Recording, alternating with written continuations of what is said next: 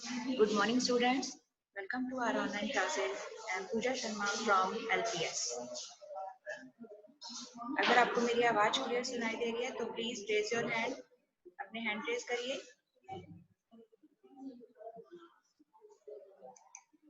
Okay, very good.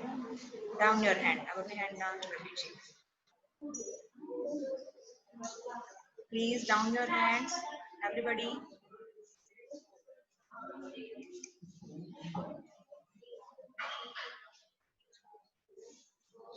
Okay.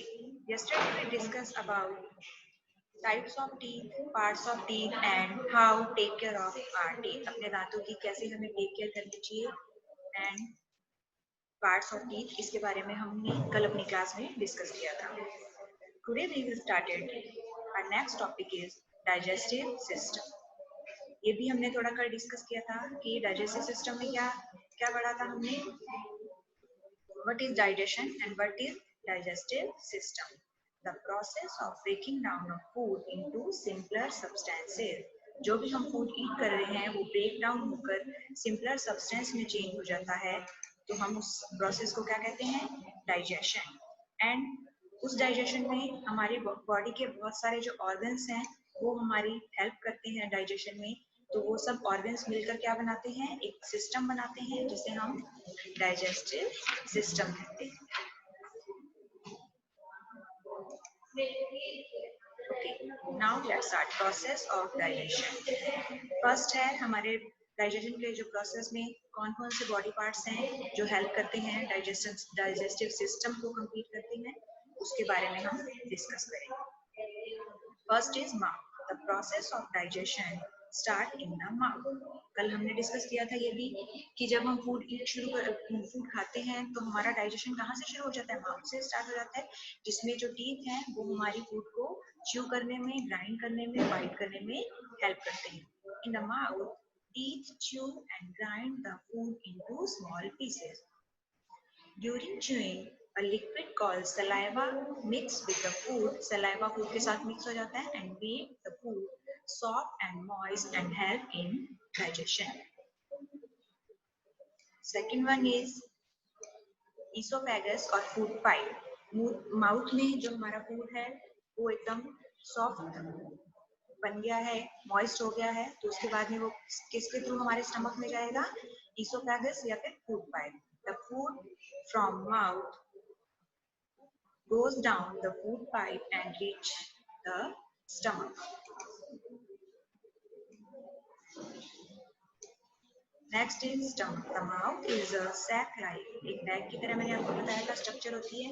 Sac-like organ where digestive juices break down the food further. Food को आगे further simpler substances में कौन break down करते हैं? Digestive system. There are two type of digestive system. First is bile, that is पित्तरस. bile को हम क्या बोलते हैं? पित्तरस. जो कौन secrete करता है? liver secrete करता है. And second one is pancreatic juice. जो कौन secrete करता है? pancreas. अग्नाशय, जिसे हिंदी में क्या बोलते हैं? अग्नाशय. Okay, now come to our next point, small intestine. From the stomach, the food passes into the small intestine. Food pipe के थ्रू हमारा फूड कहाँ पहुंचा? स्टमक में. स्टमक से अब कहाँ जाएगा food? Small intestine. Digestive juices completely digest the food. Useful nutrients present in digestive food are absorbed through the wall of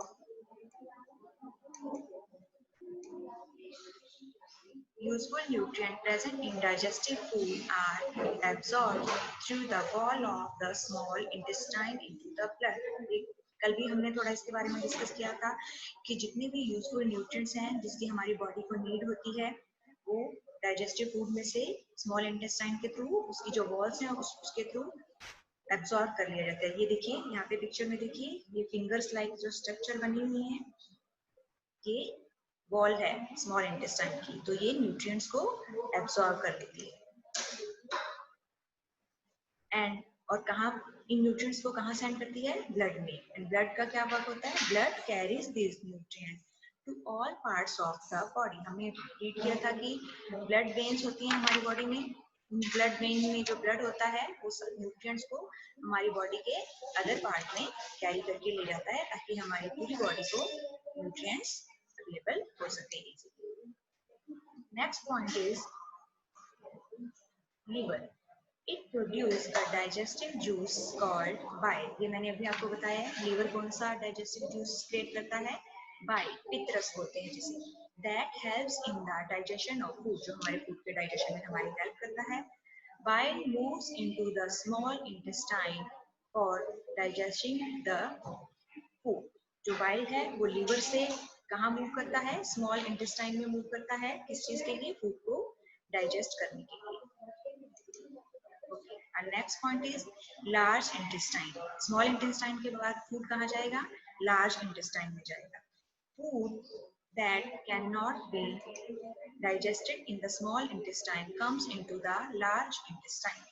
तो हमने अभी रीड किया कि स्मॉल इंटेस्टाइन में डाइजेस्टिव जूस फूड में मिक्स होते हैं, इससे क्या होता है? फूड का डाइजेशन होता है और उसमें जो न्यूट्रिएंट्स हैं वो स्मॉल इंटेस्टाइन की जो वॉल्स हैं वो एब्जॉर्ब कर लेती हैं। लेकिन कुछ ऐसा अनडाइजेस्टेड फूड रह जाता है जिसमें से जो स्मॉल इंटेस्टाइन की जो वॉल्स हैं उसमें से न्यूट्रिएंट्स को एब्जॉर्ब नहीं कर पाती हैं, तो वो फूड कहाँ पास आउट कर दिया जाता है? लार्ज इंटेस्टाइन में।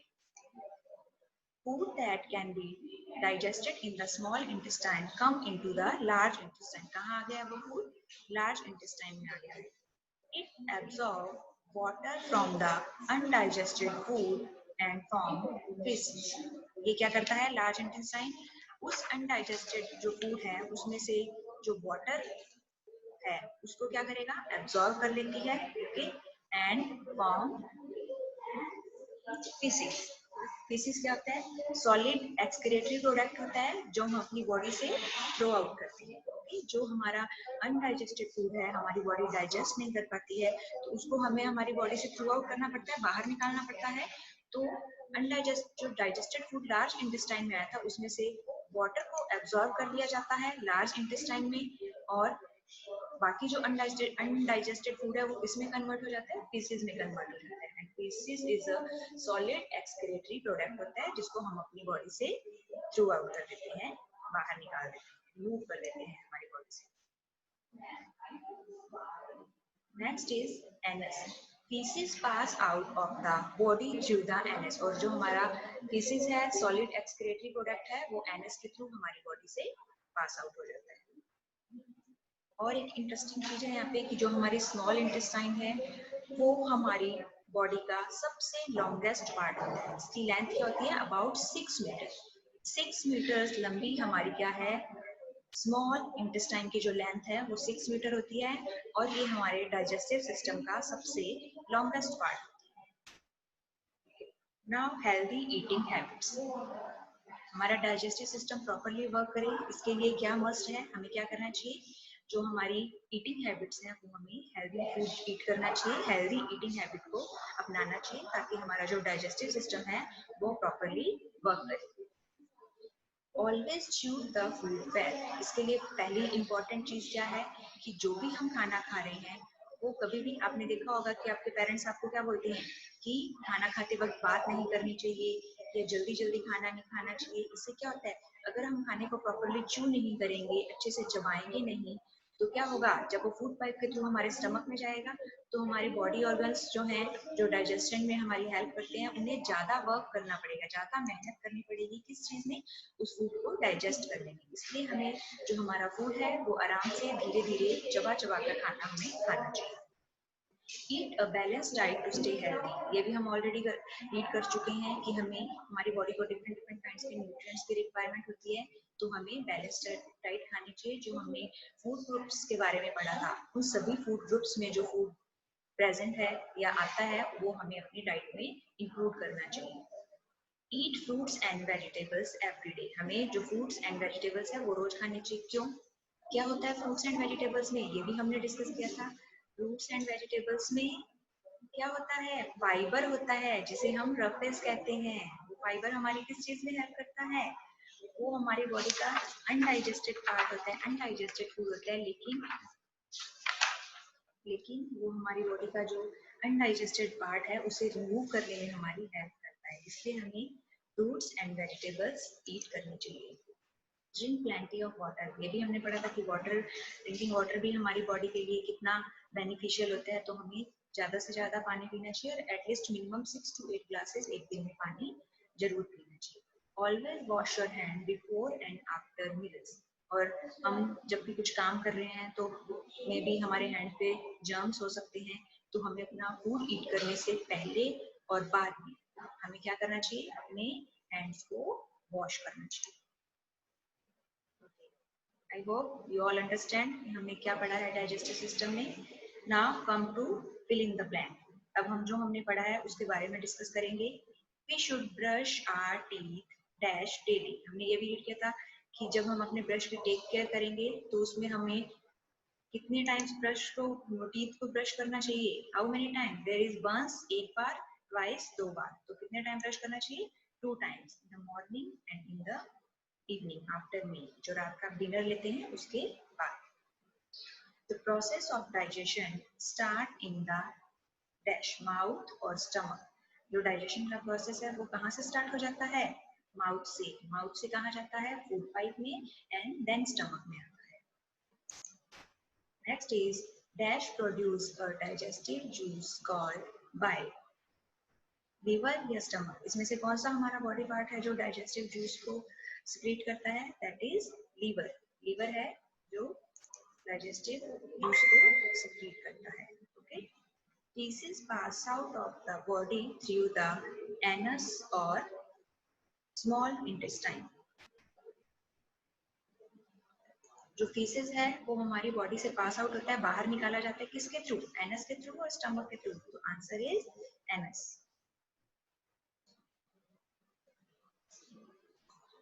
Now we should chew our dash well, हमें किसको अच्छे से च्यू करके खाना चाहिए, फूड को या वाटर को, तो आर आंसर इज फूड, हमें फूड को अच्छे से च्यू करके ईट करना चाहिए। Okay. Our next point is microbes.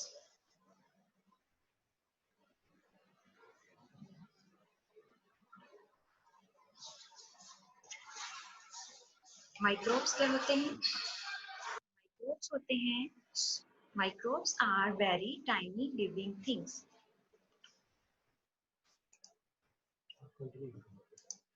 Microbes के हैं छोटे छोटे ऐसे स्मॉल ऑर्गेनिज्म होते हैं या जिन्हें हम जर्म्स कहते हैं, उन्हें हम क्या नाम देते हैं, माइक्रोब्स कहते हैं। They can not be seen through naked eyes, उन्हें हम नेक्ड आइज मीन्स खुली आंखों से, जैसे अभी आप ट्राई करेंगे अपने हैंड्स पे देखने की कि क्या हमें यहाँ पे माइक्रोब्स या माइक्रो ऑर्गेनिज्म है जो सूक्ष्म जीव जिन्हें हम बोलते हैं, क्या वो दिखाई दे रहे हैं, तो वो हमें नेक्ड आई से दिखाई नहीं देते हैं, we can not be seen through naked eyes. तो अब आपका क्वेश्चन हो सकता है कि हम उन्हें कैसे देखेंगे, हमें कैसे पता चलेगा कि हमारे हैंड पे माइक्रोब्स या जो जर्म्स हैं वो अवेलेबल हैं या नहीं है, तो हम उसे देख सकते हैं किसके थ्रू, माइक्रोस्कोप के थ्रू। माइक्रोस्कोप एक मशीन होती है जिसके थ्रू हम माइक्रोब्स को सीन कर सकते हैं। They can be seen only through a microscope, तो हम माइक्रोब्स को ओनली माइक्रोस्कोप के थ्रू सीन कर सकते हैं। माइक्रोब्स आर फाउंड एवरीवेयर, और जो ये माइक्रोब्स हैं या माइक्रो ऑर्गेनिज्म या जिन्हें हम जर्म्स कहते हैं वो हर जगह अवेलेबल होते हैं, हमारी बॉडी के इनर में, अंदर भी होते हैं माइक्रो ऑर्गेनिज्म या जर्म्स, और हमारी बॉडी के ऊपर भी होते हैं, they are found everywhere. Some microbes are useful and some are harmful, इनमें से कुछ माइक्रोब्स या माइक्रो ऑर्गेनिज्म ऐसे होते हैं जो हमारी बॉडी के लिए यूजफुल होते हैं, हेल्प करते हैं हमें, and some are harmful for our body, कुछ हमारी बॉडी के लिए हार्मफुल होते हैं। Now let's discuss about type of microbes.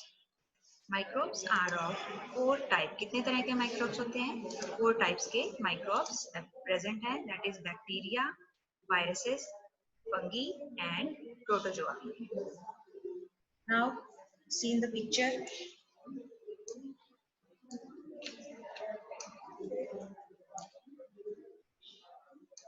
First picture में देखिए आपको यहाँ पे बैक्टीरिया दिखाई दे रहे हैं, ये देखिए यहाँ पे, ये बैक्टीरिया हमें या तो इस तरह सिलेंड्रिकल शेप में या राउंड शेप में प्रेजेंट होते हैं bacteria. Okay, some bacteria cause diseases like typhoid and tuberculosis. तो अभी हमने क्या डिस्कस किया था कि कुछ जो ये माइक्रोब्स या माइक्रो ऑर्गेनिज्म या जिन्हें हम जर्म्स भी कहते हैं, ये हेल्पफुल भी होते हैं, यूजफुल भी होते हैं हमारे लिए और हार्मफुल भी होते हैं। तो यहाँ हम हार्मफुल जो बैक्टीरिया हैं उनके बारे में डिस्कस कर रहे हैं। कुछ ऐसे बैक्टीरिया होते हैं जो हमारी बॉडी के लिए हार्मफुल होते हैं और जिनकी वजह से हमें टाइफाइड एंड ट्यूबरकुलोसिस डिजीज हो सकती है।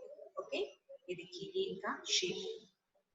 Next is fungi. Some fungi causes skin diseases. ये फंगी का ये देखिए कि यहाँ पे इसकी वजह से हमें क्या हो सकती है, स्किन की डिजीजेस हो सकती हैं, like ringworm and athlete foot. ये डिजीजेस के नेम हैं जो हमें फंगी की वजह से हो सकती हैं। Next is some viruses cause diseases like polio and common cold. जो हमें कॉमन कोल्ड मीन्स जो हमें सर्दी जुकाम होता है वो हमें किसकी वजह से होता है, एक वायरस की वजह से होता है। और एक डिजीज का नेम है पोलियो, ये भी हमें वायरस की वजह से होती है। तो हमें ये सब डिजीजें नहीं हो, इसके लिए आपने सुना होगा जब आप छोटे होते हैं या बेबी बॉर्न होता है तो उसका क्या होता है, वैक्सीनेशन होता है, टीकाकरण। उसका 2.5 ईयर या 3 ईयर तक क्या चलता है, वैक्सीनेशन का प्रोसेस चलता है। डिफरेंट डिफरेंट टाइम पे बेबीज को, छोटे जो बच्चे होते हैं उन्हें डिफरेंट डिफरेंट काइंड का वैक्सीनेशन या इंजेक्शन लगाए जाते हैं, जिसकी वजह से वो bacteria, fungi, viruses and protozoa से जो होने वाली डिजीज हैं जिनका वैक्सीनेशन हमारे पास अवेलेबल है, हमारे पास उसकी दवाई मौजूद है, तो हम क्या करते हैं, बच्चों को वो वैक्सीनेशन करते हैं ताकि वो इन डिजीज से, वो जो वैक्सीन है उन्हें प्रोटेक्ट कर सके। Some protozoa cause diseases like malaria and dysentery. And protozoa की वजह से कौन सी डिजीज होती हैं, मलेरिया हो सकता है, डिसेंट्री दस्त हो सकते हैं। ये पिक्चर में देखिए बैक्टीरिया इस तरह की शेप में हमें अवेलेबल है, that is fungi and virus. ये शेप रहता है वायरस का। आजकल हम जो कोरोना वायरस चल रहा है आपने देखा होगा टीवी वगैरह में, जब मम्मी पापा के साथ आप बैठते हैं तो वो वायरस का शेप ऐसा ही होता है, तो ये वायरस है, इस शेप में अवेलेबल होता है। एंड प्रोटोजोआ, ये प्रोटोजोआ का शेप है। तो जिस तरह अदर ऐसे वायरसेस हैं जो हमारे लिए हार्मफुल हैं, डिजीज को कॉज करते हैं, इसी तरह ये कोरोना वायरस जो आजकल फैला हुआ है ये भी हमारे लिए हार्मफुल है। ओके, तो हमें इससे प्रोटेक्ट करने के लिए क्या करना चाहिए, टाइम टू टाइम, थोड़ी थोड़ी देर बाद आपको अपने हैंड वॉश करने चाहिए। ओके, और अपने घर पे ही रहिए, आप बाहर नहीं जाइए जब तक आपको कोई जरूरी काम नहीं है। और अगर आप बाहर जाते हैं तो मास्क लगाकर घर से बाहर निकलना चाहिए आपको। जो सोशल डिस्टेंसिंग है वो मेंटेन करना चाहिए। बाहर जाने के बाद में आपको अननेसेसरी जो थिंग्स हैं उन्हें टच नहीं करना चाहिए। और घर आने के बाद भी आपको अपने हैंड है वो सैनिटाइज करने चाहिए या आपको बाथ लेना चाहिए, नहा लेना चाहिए। Okay, next is uses of microbes. ये तो हमने क्या पढ़ा कि जो माइक्रोब्स हमारी बॉडी के लिए हार्मफुल है। ओके, अब हम रीड करेंगे यूजफुल माइक्रोब्स के बारे में। कुछ ऐसे माइक्रोब्स हैं जो हमारे लिए यूजफुल भी हैं, हमें डिफरेंट डिफरेंट जो वर्क है उसमें हेल्प करते हैं वो हमारी। तो some microbes are used to make bread and bun. तो आप लोग भी खाते होंगे, ब्रेड भी खाया होगा आपने, बन भी खाया होगा। तो वो उस ब्रेड या बन को बनाने में हम क्या करते हैं, फ्लावर का यूज करते हैं, या तो व्हीट फ्लावर जो हमारा गेहूं का आटा होता है, या फिर ऑल पर्पस जो फ्लावर है जिसे हम मैदा बोलते हैं, वो हम यूज करते हैं ब्रेड एंड बन को बनाने में। ओके, तो इस ब्रेड और बन को बनाने में जो हमारा हेल्प करता है वो कौन सा माइक्रोब्स है, that is yeast. Yeast is a single cell fungus. वो यीस्ट एक तरह का क्या होता है, फंगस होता है, और वो क्या होता है, सिंगल सेल होता है, उसमें ओनली वन सेल होती है, एक कोशिकीय जिसे हम बोलते हैं। या फर्दर हायर क्लासेस में जाएंगे तो इसके बारे में आप डिटेल स्टडी करेंगे। ओके, तो जो यीस्ट है वो हमें ब्रेड या बन बनाने में हमारी जो है हेल्प करता है फर्मेंटेशन के प्रोसेस के through. Next is some microbes are used to make curd from milk. अब आपने देखा होगा कि आपकी मम्मी रात को दूध से क्या बनाते हैं, हम कर्ड बनाते हैं, दही जमाते हैं, सबके घरों में बनता है। तो वो भी किसकी हेल्प से बनता है, एक माइक्रोब्स या माइक्रो ऑर्गेनिज्म की हेल्प से बनता है। और वो माइक्रो ऑर्गेनिज्म कौन सा है, that is lactobacillus bacteria. Bacteria होता है लैक्टोबैसिलस जो हमारी किस चीज में हेल्प करता है, मिल्क को कर्ड में या दही में कन्वर्ट करने में हमारी हेल्प करता है। Some microbes help in decaying of dead plants and animals. अब आपने देखा होगा डिकेइंग क्या होता है, तो डिकेइंग में भी हमने पढ़ा था किसी चीज का रॉटन होना, सड़ना, या फिर जो गलना जिसे हम बोलते हैं वो क्या होता है, डिकेइंग होता है। तो आपने देखा होगा कि जो प्लांट्स हैं वो अपनी लीफ शेड करते हैं, उनकी जो पत्तियां हैं वो झड़ती हैं और नीचे मिट्टी में गिर जाती है। ओके, इसी तरह एनिमल्स हैं वो भी डेड होते हैं। आपने देखा होगा कई तरह के एनिमल्स हैं जो कहीं उनकी डेथ हो जाती है, तो वो उनका डिकेइंग का जो प्रोसेस है, धीरे धीरे उनका क्या होता है, डिके होता है, या वो करने लगते हैं या सड़ने लगते हैं। आपने देखा भी होगा उनसे एक स्मेल आने लगती है। तो जब डिकेइंग का प्रोसेस होता है तो उसमें से स्मेल आने लगती है। तो उस डिकेइंग का जो या फिर रॉटन का जो प्रोसेस है प्लांट्स के और एनिमल्स के, उसमें भी कौन हमारी हेल्प करता है, माइक्रोब्स। किस तरह के माइक्रोब्स, वो फंगी भी हो सकते हैं एंड बैक्टीरिया भी हो सकते हैं। दोनों तरह की जो माइक्रोब्स हैं वो डिकेइंग में हेल्प करते हैं। Now let's memorise. ये हमारा चैप्टर यहाँ पे कंप्लीट हो गया है। आई होप आप सब लोगों को अच्छे से समझ में आया होगा। फिर भी कोई डाउट होगा तो हम इसके बारे में डिस्कस करेंगे। टेम्पररी टीथ, हमने टीथ के बारे में रीड किया था। टेम्पररी टीथ क्या थे, टेम्पररी टीथ थे जो हमारा टीथ का फर्स्ट सेट था, जिसको हम टेम्पररी टीथ बोल सकते हैं, मिल्क टीथ कह सकते हैं, बेबी टीथ कह सकते हैं, या फिर डेसिडियस टीथ भी कह सकते हैं। डेसिडियस मींस होता है झड़ना। डेसिडियस प्लांट होते हैं जो अपनी पत्तियों को गिरा देते हैं, नीचे झड़ जाते हैं। इसी तरह जो हमारे दांत हैं वो भी हमारे मुंह से झड़ते हैं एक तरह से। तो हम इन सब नामों से प्राइमरी टीथ को बुला सकते हैं। हम उसे क्या कह सकते हैं, टेम्पररी टीथ कह सकते हैं, milk teeth, baby teeth and deciduous teeth. ये डिफरेंट डिफरेंट नेम है। तो the first set of teeth in a child, एक बच्चे में जो फर्स्ट सेट होता है उसे हम क्या बोलते हैं, टेम्पररी या फिर मिल्क टीथ। ये ऑलरेडी हम डिस्कस कर चुके हैं और आप सब लोगों को अच्छे से समझ में भी आ गया होगा। Second one is permanent teeth.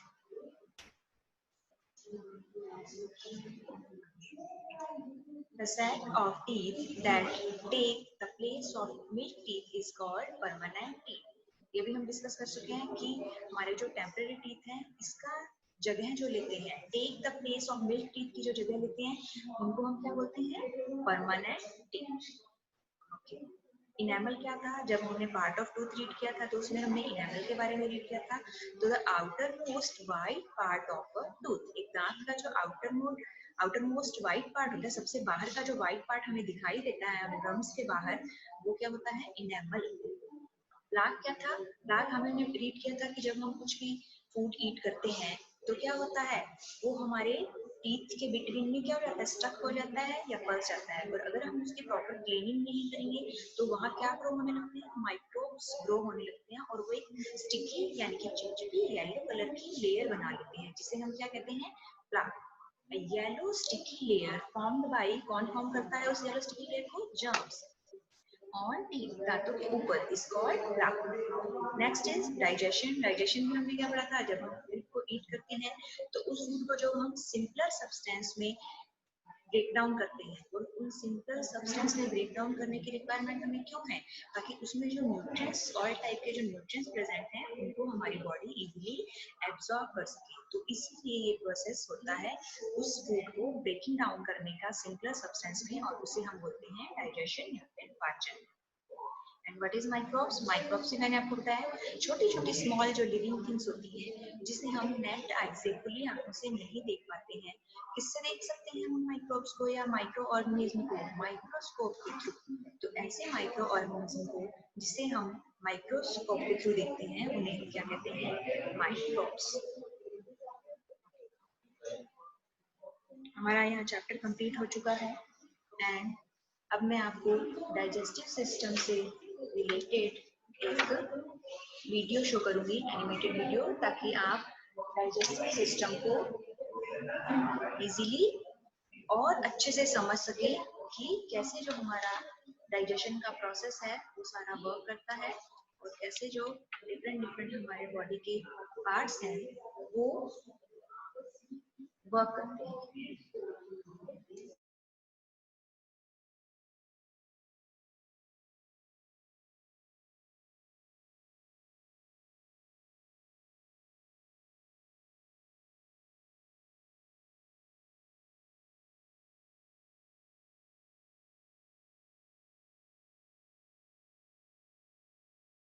We eat a variety of food every day.